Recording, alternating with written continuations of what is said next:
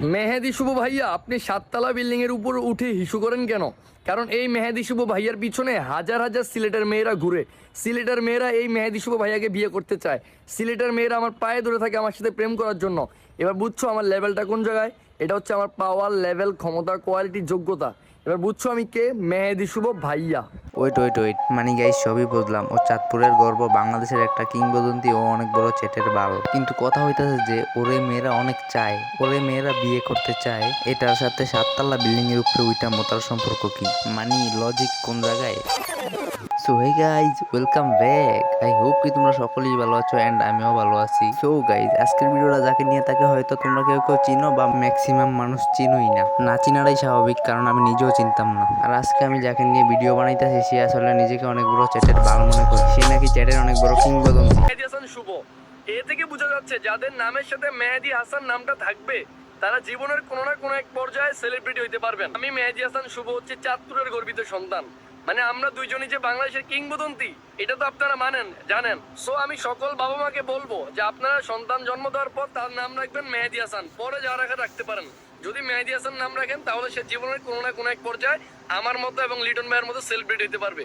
মানে এই চোদনার পোলায় কোন লেভেলের বকচুদগিরি করতেছে মানে ভাই বুঝলাম। মানে ও যে আবলামি করতেছে এটা তো আমরা সবাই বুঝতেছি। এন্ড আবলামের কিন্তু একটা লিমিট আছে। এই যে এইসব আবলামি করে ভিডিওগুলো যে বানাইতেছে এগুলো হচ্ছে লিমিটের বাইরে। আর যখন আমি দেখি কোনো টিকটকার লিমিটের বাইরে আবলামি করতেছে তখন আমার মুখ থেকে অটোমেটিকলি গালি বের হয়ে যায়। মেহেদি শুভ ভাইয়া, আপনি প্রতিদিন সকালে কি কি খাবার খান?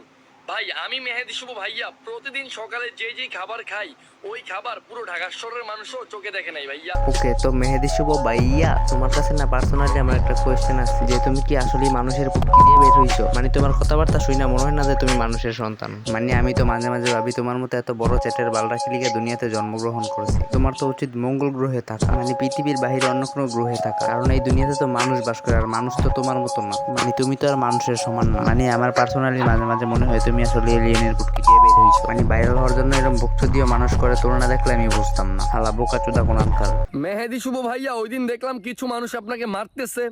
কি আর বলবো ভাই, দুঃখের কথা। ঘটনাটা ছিল মেয়ে গঠিত ব্যাপার, মানে নারী গঠিত। রাজশাহী হোটেলে গেছি মানে খাবার খাইতে। আমি উটের মাংস আর সাগরের মাছ অর্ডার দিলাম, কারণ আমি মেহেদি শুভ ভাইয়া নর্মাল খাবার খাই না।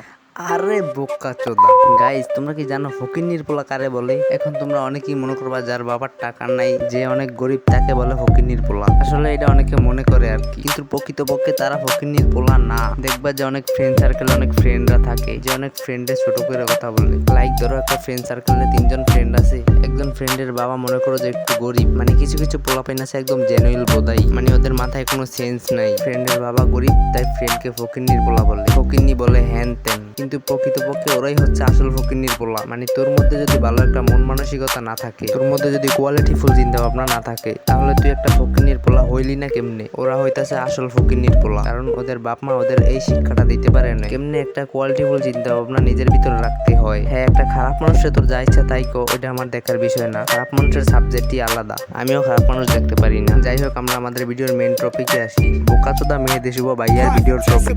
আপনাদের পরিশ্রমের ফলে, আপনাদের রেগুলার গালাগালির কারণে আমার ভিডিওগুলো ভাইরাল হয়। মানে গাইজ, বিষয়টা দেখো, এরা আসেই গালিগালাজ খাওয়ার জন্য, আবার গালিগালাজ খায় নিজের একটা ব্র্যান্ড দাবি করে। মানে আমার কাছে তো মনে হয় ভাই এরাই আসলে ফকিন্নির পোলা, যারা জাস্ট ভাইরাল হওয়ার জন্য টিকটকে ইউটিউবে বোকাচোদামি করতে পারে। ওদের থেকে বড় ফকিন্নির বলা মনে হয় না আমার আর কেউ আছে। মানে তোকে কি ভাই মানিজ্জত নাই? তোকে কি লজ্জা শরম নাই? তোরা তো হিজলা বেটা। মানে তুই দেখতে ছেলের মতো, তোর একটা জিনিস আছে, 2টা বল আছে, মানে তুই একটা ছেলে, কিন্তু প্রকৃতপক্ষে তুই আসলে হিজলা বেটা। তোর না আছে কোনো সেলফ রেসপেক্ট, না আছে কোনো মানিজ্য। তুই আসলে কেমনে একটা পোলা হয়? তুই তো একটা হিজলা। আমি মেহেদি শুভ ভাইয়া, চালের উপর কাউয়া, মেহেদি শুভ আমার সাউয়া।